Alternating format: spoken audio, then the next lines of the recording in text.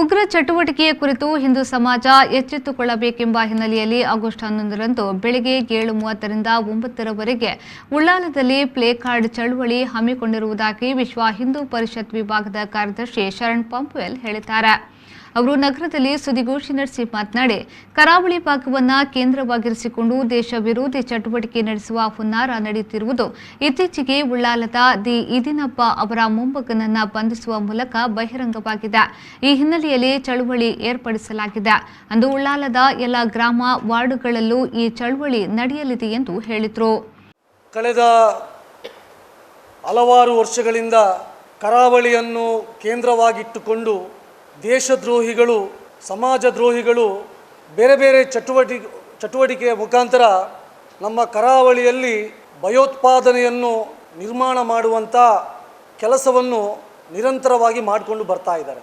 ಹಲವಾರು ಸಲ ಈ ಬಗ್ಗೆ ನಾವು ರಾಜ್ಯ ಸರ್ಕಾರಕ್ಕೆ, ಕೇಂದ್ರ ಸರ್ಕಾರಕ್ಕೆ ಗಮನಕ್ಕೂ ತಂದಿದ್ವಿ.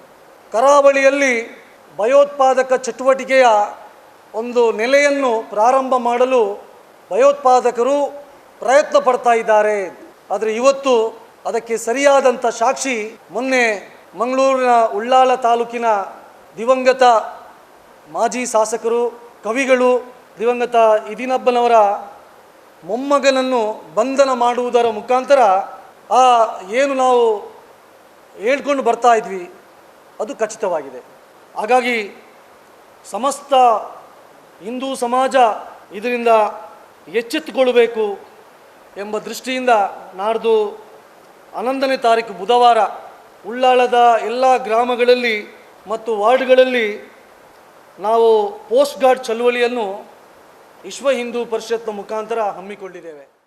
ಈ ಸಂದರ್ಭ ಸುದ್ದಿಗೋಷ್ಠಿಯಲ್ಲಿ ವಿಶ್ವ ಹಿಂದೂ ಪರಿಷತ್ನ ಜಿಲ್ಲಾಧ್ಯಕ್ಷರಾದ ಗೋಪಾಲ್ ಕುತ್ತರ್, ಜಿಲ್ಲಾ ಕಾರ್ಯದರ್ಶಿ ಶಿವಾನಂದ್ ಮೆಂಡನ್, ಬಜರಂಗ ದಳದ ವಿಭಾಗ ಸಂಚಾಲಕ ಭುಜಂಗ ಕುಲಾಲ್ ಮತ್ತಿತರರು ಉಪಸ್ಥಿತರಿದ್ದರು.